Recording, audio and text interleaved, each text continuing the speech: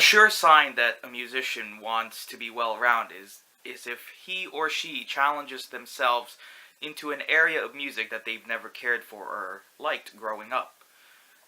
In my case, I never had a lot of exposure to musical theater. It's what contributed to the culture shock I received when I first came to Kane University.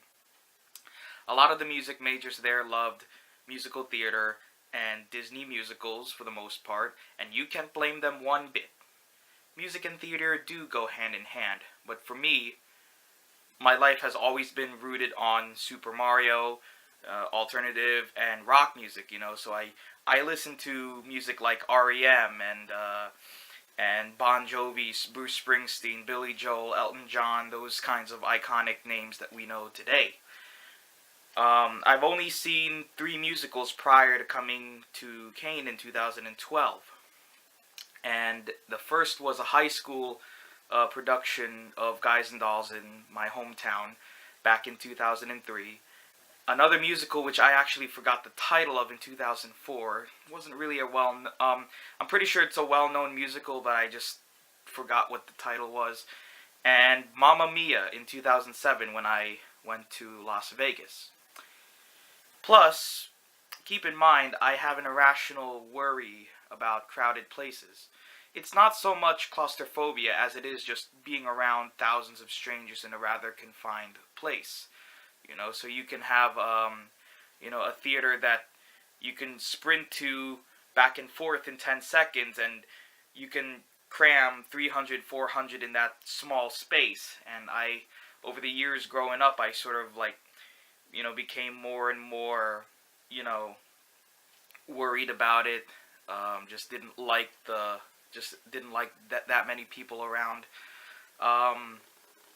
But being involved in a production, though, is one thing, but it's another to be a spectator, and I've said this before in my other videos, and I'll say it again, that I love being in front of people when I'm doing something that keeps my mind off of the worry of being in a crowd. But just because I don't like watching musicals doesn't mean I don't like the music for what it is. To me, it's just another piece of music with a genre. If it has to be, I don't have to connect the song to the plot, and I can just enjoy the song in its pure form, although it is proper to know the story, in relation to the lyrics of the music. After all, that is why they're called musicals. So back in high school, I remembered, being attracted to the music from Stephen Schwartz's Wicked, and I just loved listening to it. I loved people's renditions of it on piano, and that inspired me to buy the book. And now, today, I have a couple of musical theater books that I have in my collection to sight read.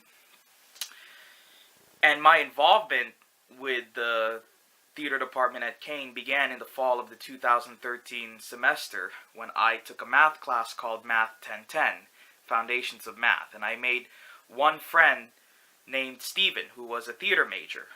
However, initially our friendship was just confined to, coming to class and, saying hi and talking, because I sat in one part of the room and he sat in another corner.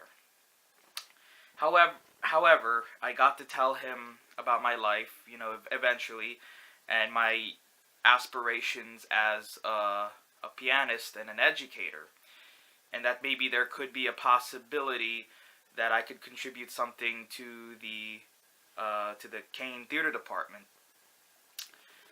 However, at the time, there was the go-to guy for doing accompanying work with the theater majors was my colleague named Bruce. In the video about me stage managing for the piano recital at Kane, I think it was episode 6 or something, but I mentioned him in another video.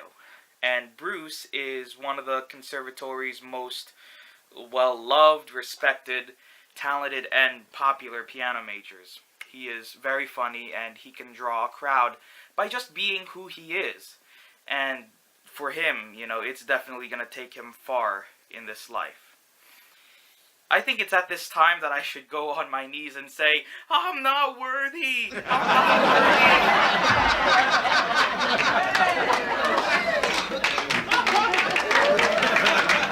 However, I'm not gonna do that though. That's just for humor. But anyway, apologies for the cartoony moment right there. So we fast forward to April of 2014, which would still be my second year at Kane, and the music and the theater department held a cabaret over at the Zella Fry Theater in the Von Ames building. And during that school year, I endured some rough waters when a family friend passed away from an illness in which I will not disclose on the air. But I wrote a song that had this very Josh Groban opera pop type of vibe. It had no lyrics, but I thought that just playing the piano was strong enough to move people. It was then that I also got to know another Kane Theater major named Claudio and his girlfriend Megan. I played for them the song, and they were stunned. Absolutely stunned, in the positive way, of course. And they encouraged me to play this at the cabaret. So the exact date of this cabaret was April 17, 2014, and I played my original song in front of an audience of probably 120, and it was well received. This performance definitely put me on the minds of theater majors now, and I'm actually going to put that video in the description because it's actually one of my videos on my YouTube channel here on GameboyTV. Okay, so we fast forward to my third year, 2014-15, and it passed actually without any gigs, although I still kept in touch with the theater majors. Again, Bruce was the go-to guy for those gigs. However, Bruce was very accommodating, and he actually helped me so much that year to help me get that musical theater branch going. I think he may have noticed that I was becoming very receptive to some of the routines that theater majors do, and he noticed that I was starting to become fascinated in how it all works. And so if I were to be contacted for a gig, I would be well prepared in the future.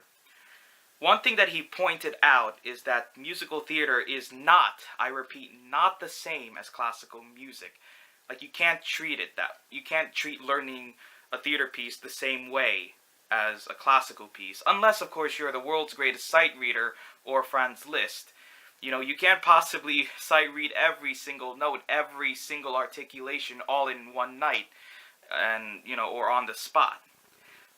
But that's the psychological effect of being trained classically. In my mind, I feared that I would be seen as a bad musician if I don't properly play a piece. Yes, folks, musicians, we're very hard, on ourselves sometimes. We have the perfectionist, mindset. But I came to fully realize and process that when you're working with theater majors, it's not about you. You know what I mean? Yes, the accompanist is very essential to making musical magic, but that's what accompanists do. They accompany. They are not the main focus of the show. Instead, they are the co-star with the soloist or the instrumental ensemble. The main mantra of theater accompanists can be summed up like this: fake it till you make it. If you spot chord progressions and play the melody, that's good enough. Those are the basic essentials. Leave all the embellishments out until you have until you have spare time to really look at it in depth.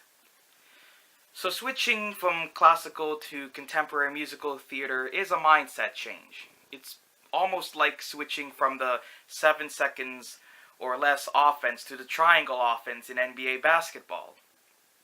There's almost an adjustment period, and it takes a lot of time, and pretty much, I had to give myself a break more frequently. Don't be hard on yourself, Mark, pretty much. And it helped me in November 2015. And when I was approached by another one of my music major colleagues named Ryan, who also has ties to the theater department, asking me if I wanted to do auditions for a musical called Dogfight that was going to be student run by the Kane Theater Department. And I think, I didn't know how to feel, but I took the opportunity anyway, knowing that this was gonna help my cause substantially.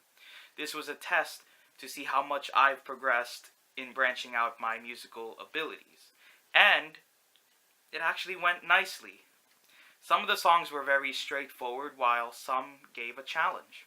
Sometimes if a song was too hard, Ryan and the rest of the judges, who by the way were named Morgan, Jack, and Mary Kate, would listen to the auditioner a cappella. Each person who auditioned gave me 2 contrasting songs to play. Being that this was my 4th year at Kane at the time, by now I should be able to act professional, no matter how much some of the songs drove me crazy. And throughout these audition days, there were 2 nights and an afternoon in between. Ryan and the crew gave me several rounds of applause after maybe 10 songs to boost my morale. In the end, according to Ryan, I must have sight-read maybe 80 songs. And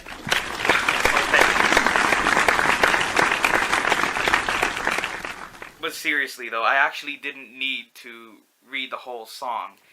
I only just had to read 16 bars, but that's still quite an accomplishment if I do say so myself.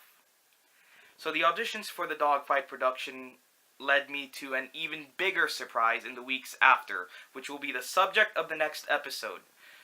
So hit that subscribe button, and coming up next, episode 9 of the College Grad Reflections here on GameboyTV, which will deal with my experiences in the production of Dogfight.